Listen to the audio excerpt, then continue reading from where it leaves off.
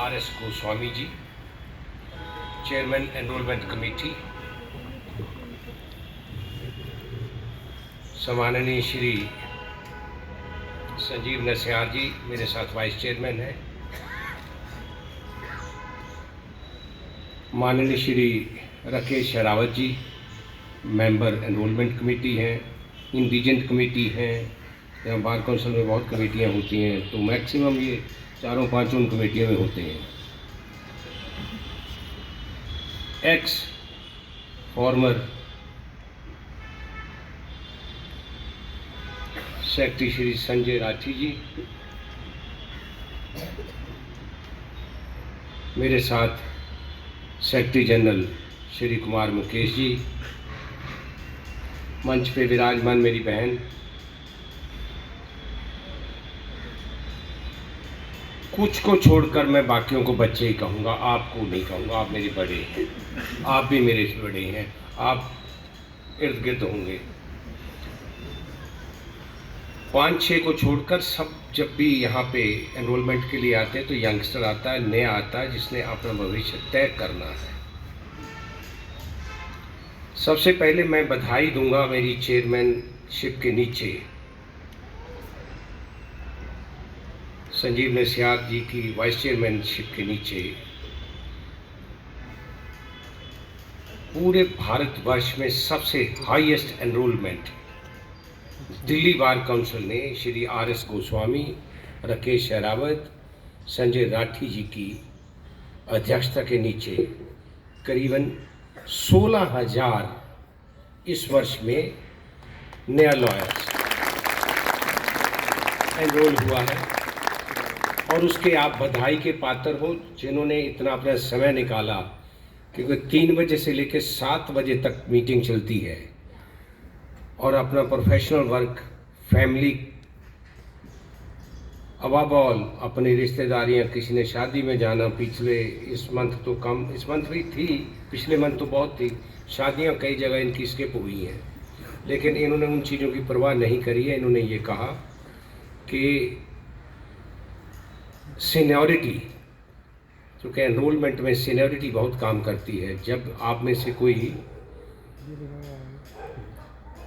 Metropolitan magistrate या 7-10 साल बाद एडिशनल सेशन जज एग्ज़ाम पास कर गए, उस समय ये सीनियरिटी का आपको पता चलेगा कि मुझे जो सीनियरिटी बार काउंसिल ने दी है उसका क्या महत्व है। अगर एक नंबर आप ऊपर हुए, आप 10 के ऊपर आ जाएंगे। उसी तरह फिर आपकी प्रमोशन जब होनी है, एलिवेशन होना, उसी तरह आप ऊपर से गिने जाओगे। तो इन्होंने अपने निजी जो भी कार्य थे इनके, उनसे समझौता नहीं किया। रादर इन्होंने समझौता सारी चीज़ों से करते हुए आप लोगों को प्राथमिकता सबसे पहले दी। जो आज 16,000 के करीबन बच्चे, कुछ मेरे बड़े लोग भी सर्विस से आते हैं। आज तो मुझे पता नहीं एनरोलमेंट के लिए आए हैं या अपने बच्चे के लिए आए हैं, बिटिया के लिए आए हैं, हो सकता आप भी, या खुद के लिए आए हैं, खुद के लिए। आपका स्वागत है। आपने पूरी ज़िंदगी कहीं ना कहीं बिताई होगी, सर्विस में लगाई होगी, वहाँ सेवा करने के बाद अब एक ऐसे फील्ड में आए हैं जहाँ सेवा भी करोगे और पैसे भी कमाओगे। ये एक ऐसा प्रोफेशन है। और ख़ासकर फौजदारी वाले जो बड़े लॉयर्स होते हैं ना, ये पैसे भी लेते हैं, धमकाते भी बहुत हैं क्लाइंट्स को, और कोर्टों को भी धमकाते हैं। ऐसी बात है कि कोर्ट को नहीं धमकाते हैं। मेरे से ज़्यादा आपको संस्कृत में या अच्छी हिंदी में, क्योंकि मेरी हिंदी पंजाबी जैसी है, पंजाब से आया हूँ, गोस्वामी जी आपको अवगत कराएंगे। मैं 2-3 चीज़ें आपसे आग्रह करूंगा कि 2-3 चीज़ों का ध्यान रखना। बार काउंसिल का या अपने बड़ों का सिर मत झुकने देना, चूँकि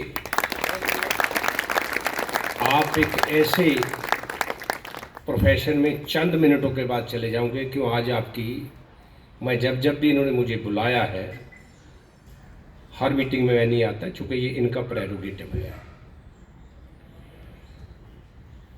आप आज कोई इंटरव्यू नहीं होगा, आज को स्टेट में आपको एनरोल कर दिया जाएगा, मेरी इनसे प्रार्थना है।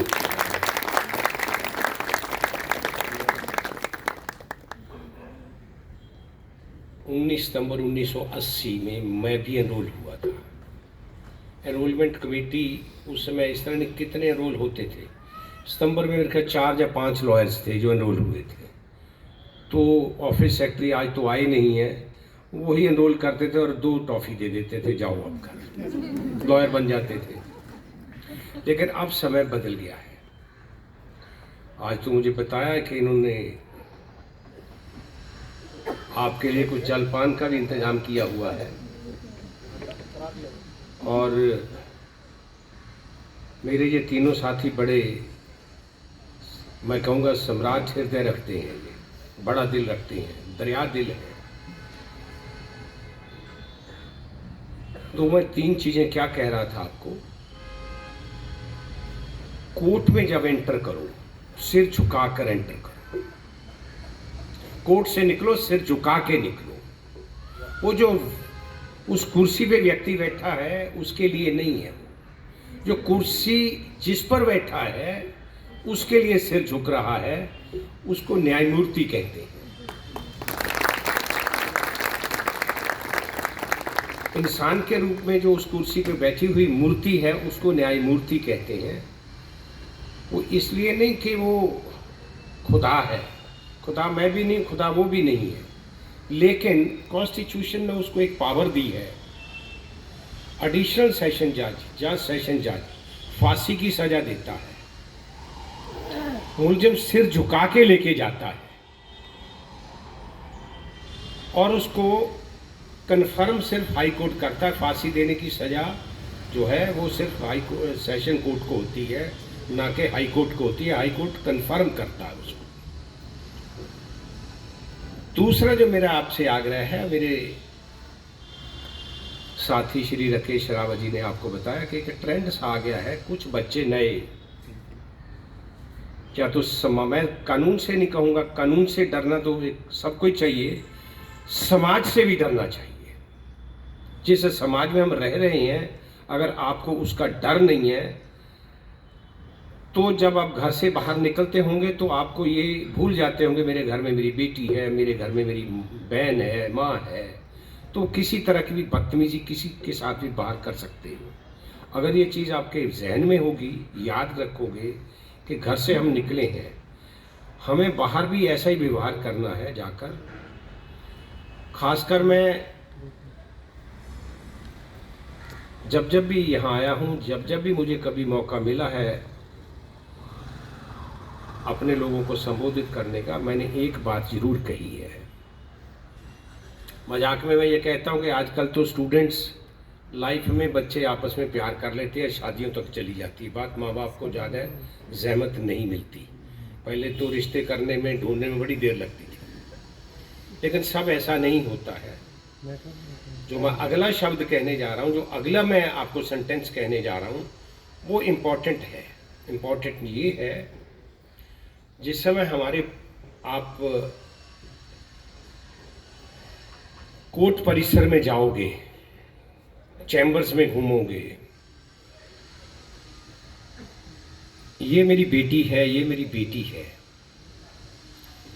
आपकी बहन होगी, तो आपने, बड़ों ने बेटी समझना है, बराबर वालों ने बहन समझना है।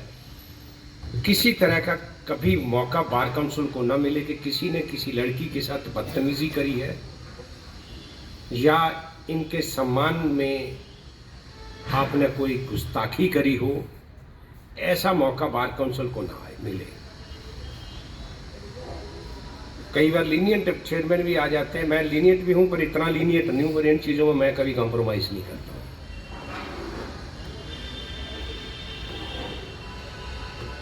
सौहार्दपूर्ण रिश्ते, आप जरूरी नहीं कि बहन भाई रहो, एक दोस्तों की तरह रहो। वहाँ कोलीग्स हैं। जब हम कोर्ट में जाते हैं, आप मेरे, जब तक आप एग्ज़ाम पास नहीं करोगे कंप्लीट लॉयर नहीं बनोगे। जब कंप्लीट लॉयर बन जाओगे, 1-2 साल में, इधर से खड़े होंगे, मैं इधर से खड़ा हूँगा, तो मैं आपको लर्नड फ्रेंड ही कहूँगा। मैं नाम लेके नहीं कहूँगा तुम ये हो, तू तड़ाक नहीं करूँगा। माई लर्नड फ्रेंड जो भी कह रही हैं, जो भी है, तो मैं आपको लर्नड फ्रेंड का मतलब क्या है, ये हमारी लीगल डिक्शनरी में या हमारे प्रोफेशन में हमेशा दूसरे को विद्वान कहने का एक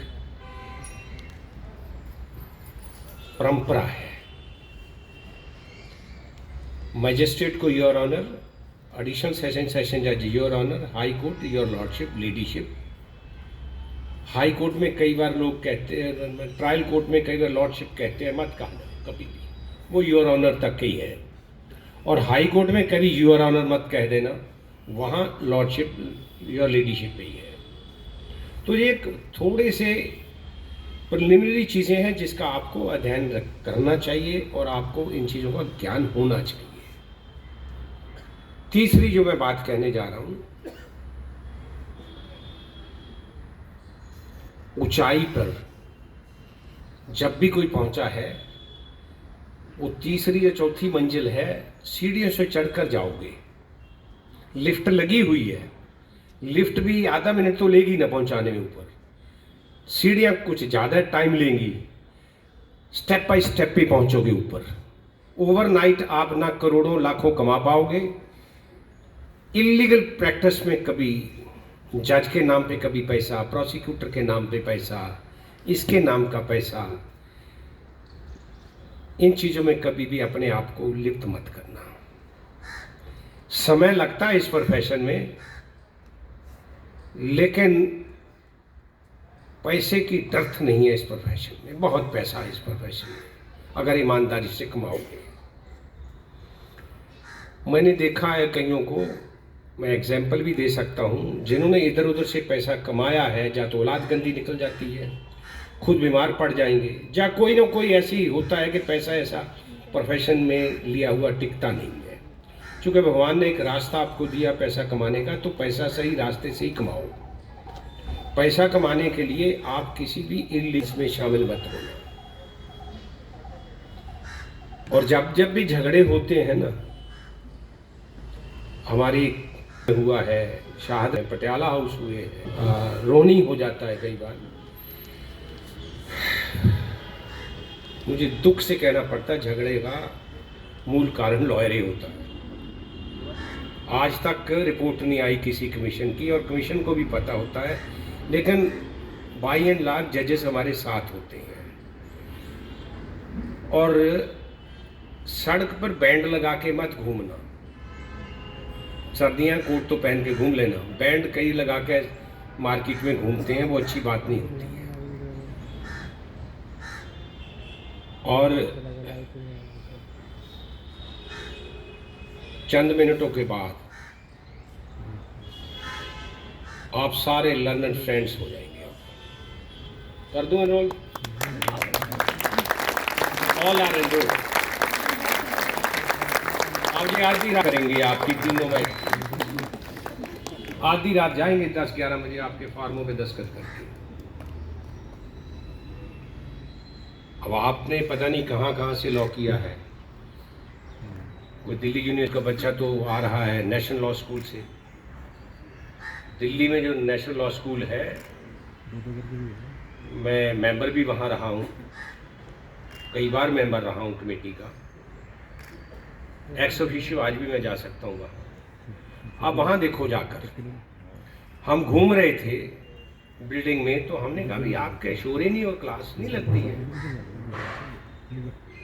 तो वाइस चांसलर ने एक दरवाजा खोला, अंदर क्लास चल रही थी, आवाज ही नहीं थी बाहर।